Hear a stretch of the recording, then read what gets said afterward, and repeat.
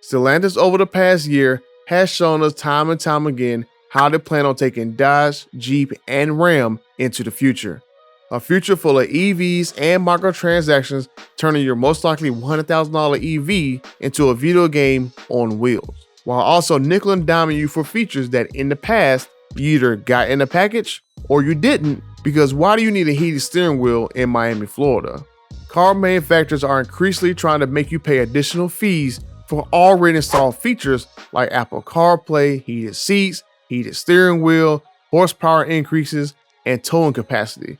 But what if I told you a bill in New Jersey could put a stop to this, and vehicles like the upcoming 2024 Dodge Charger Daytona SRT Banshee could become illegal? This is the Charger Daytona SRT Banshee.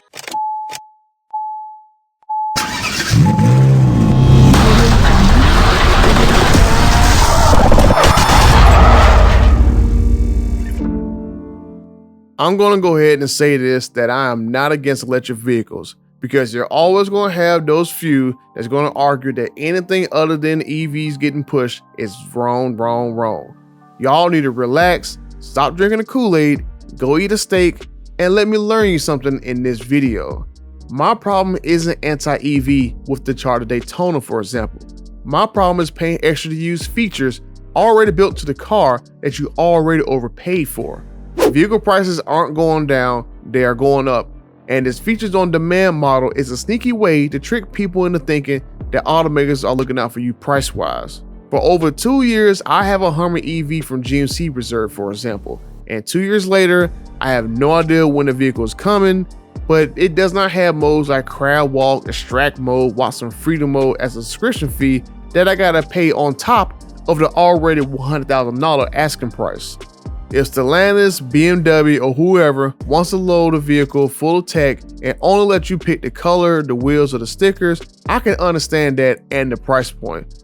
But to charge a premium and then say, hey, you can order heated seats from your phone in the winter months, or you're gonna unlock extra towing capacity when you need to tow your boat for a few times is ridiculous. Especially if I had to already prepay for the components and the hardware already installed from the factory. For our Ram pickup owners, customers can increase the capability of their truck to handle greater loads.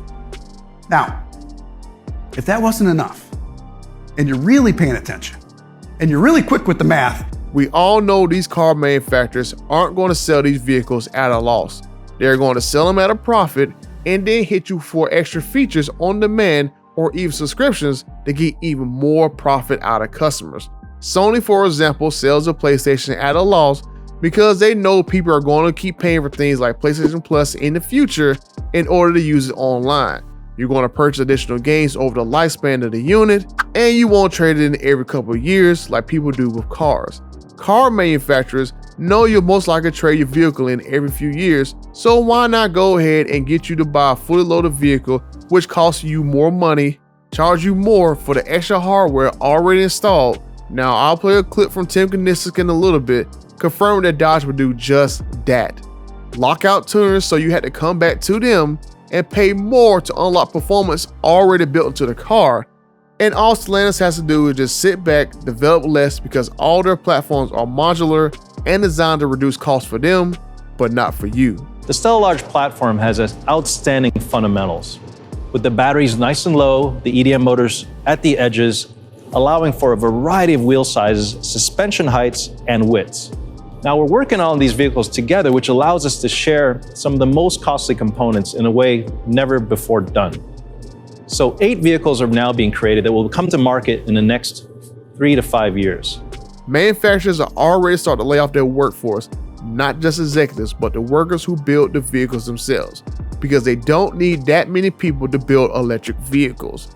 So you have a reduction in the workforce, a reduction in the parts needed to maintain these vehicles, reduce R&D costs because you can develop one top model and the software lock to lower trims, local and government incentives and tax breaks, but EVs are still very expensive compared to the combustion vehicle equivalents. It was just a couple months ago that Ford and GM just so happened to increase EV prices by several $1,000s right around the same time the government gave out a $7,500 tax break on EVs. Am I supposed to believe it was just inflation and supply chain were the only reasons why these vehicles went up that much and it wasn't related to the Inflation Act? How can Ford say that the Lightning Pro would be $42K earlier this year and then by August of the same year, that vehicle's magically jacked up to $52,000? Rivian did a $6K price increase right around the same time of the Inflation Act. Looking at this chart, prices for the EVs were trending back down, but then the summertime hit and we see all on TV news about the Inflation Act, and then just magically all of a sudden, all the prices increase yet again. And looking at these prices, they are all around that $7,500 tax break range, except for the Jaguar and the Taycan. But if SME 150 doesn't want to keep that vehicle, I don't see that many people want to spend that much money for an electric Porsche with no soul. Just saying. So how will Stellantis, for example, price their EVs? Because they won't announce not a single EV price in the US. We are 13 months away from 2024 and we don't know no prices for any confirmed EVs coming, such as the Wagoneer S, the Charger Daytona, or the Ram Revolution. We know most of the power levels, direct connection add-ons, but no pricing details. But we do know that whatever the pricing is going to be, you are still going to pay more in order to use features already pre-installed in our vehicles. Just listen about Software Day. All those numbers they're throwing up is all additional revenue on top of the profit to build all these vehicles. We are confident that we will achieve more than 4 billion euros in additional revenue by 2026 and more than 20 billion euros by 2030. And it comes with margins similar to those of tech companies. Our business plan is built on 5 pillars. With 12 million monetizable connected vehicles today, we define monetizable as the revenue captured within the car's first 5 years of life. Through our services and subscriptions, we will magnify the DNA of each of our 14 iconic brands. By ensuring each service and subscription is uniquely brand specific. If the past was about increasing margins by moving customers north in hardware and trim levels, our future is about offering customers software-based services. We will give our customers the ability to upgrade their vehicles in real time. Dodge is developing performance upgrades, including driver-tunable software that will deliver an immediate horsepower boost. Software will also enable Alfa Romeo to enhance the sportiness and bring the driver-centric experience to the next level. And for our Ram pickup owners, customers can increase the capability of their truck to handle greater loads. Now let's talk about long road trips. The ability to customize your in-cabin experience with entertainment options like premium stereo, Wi-Fi, streaming music, or Fire TV built-in can be added easily on the fly. You can quickly see the opportunities unfolding. We are projecting annual growth of more than 60%. Let's say I have all the speakers installed in my vehicle from the H&K system, but some of its features or even speakers are disabled until I pay extra to turn them on. Is the subwoofer just turned down or is it turned off unless I purchase an additional premium audio package? Do I have to pay extra for the lift system that's already installed in the Charger Daytona? Here is Tim Kuniskis saying that these suspension modes will come from direct connection, so there will be an additional fee. Direct connection is also going to allow our drivers to unlock the features that they want, like a slam mode, drift mode, drag mode, and yep, even a donut mode. And then he said in this interview that some of the modes you may just be able to rent for the weekend and then pay even more if you want to keep it. I can offer a track day feature. I can offer a feature that says, hey, you want to buy it for the weekend. And then if you like it for the weekend while you're at the track, you can then pay more and keep it, things like that. Let me know down in the comment section if you really believe Dodge will sell the Charger Daytona at a loss or at least a base trim price at low margins, because you are basically buying a fully loaded vehicle under the assumption that Stellantis won't charge a premium. Let me know what you think, because I can go ahead and tell you now, we will be paying extra Tim Kuniskis already told us that Dodge won't give you a break in price. So you're going to go ahead and foot the bill for extra hardware. If you buy the car and you never upgrade it, did you overpay a little bit? Yeah, maybe a little bit. You got a little more brake, a little more suspension, a little more tire than maybe needed, but it's a muscle car. It's fine. Now, there is a bill that was introduced in New Jersey in late September that I hope gains some traction and becomes a law, and hopefully spread to all the other states. I would highly recommend that you guys that live in New Jersey reach out to your local officials and support this bill, number 4519. As of November 14th, it is still alive, and so far it has bipartisan support with no opposition.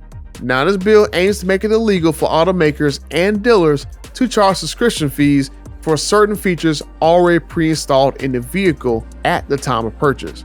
The exclusion to this is if the feature requires an ongoing cost to the automaker. The only exception to this is if certain features require an ongoing cost to the automaker.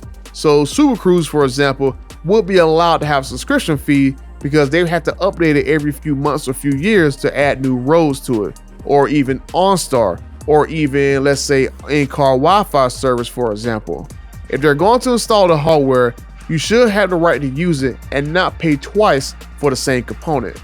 Let me read this last section of the bill that perfectly explains why this bill is important.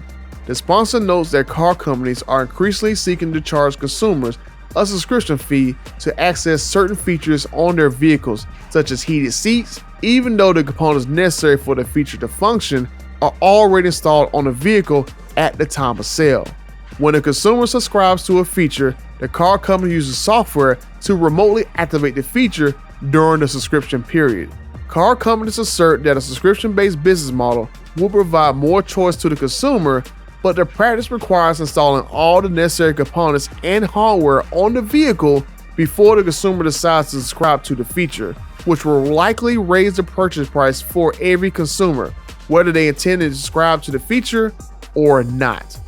The sponsor asserts that during this time of rising consumer prices, it is important to guard against business practices that primarily serve to increase corporate profits.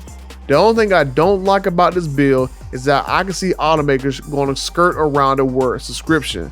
Features like enabling heated seats, heated steering wheels, Dodge direct connection plans with the Banshee with the different horsepower locks, all the drive modes, all could technically be legal if they charge you only a one-time fee and not a subscription. As long as there isn't multiple payments to have this feature work, I can see this as a loophole around this bill. So you guys that live in New Jersey, I would raise the concern that this needs to be changed to any additional payments to enable a piece of hardware already pre-installed at the time of purchase. If you buy the Charger Daytona, for example, there shouldn't be a direct connection kit to enable all the drive modes or additional horsepower if Dodge already installed the hardware to make a 1,000 horsepower EV, for example. Give me my 1,000 horsepower vehicle that I purchased and all the features unlocked that are on my window sticker. How are window stickers going to work in the future? How am I supposed to know if heated seats or premium audio are in this vehicle?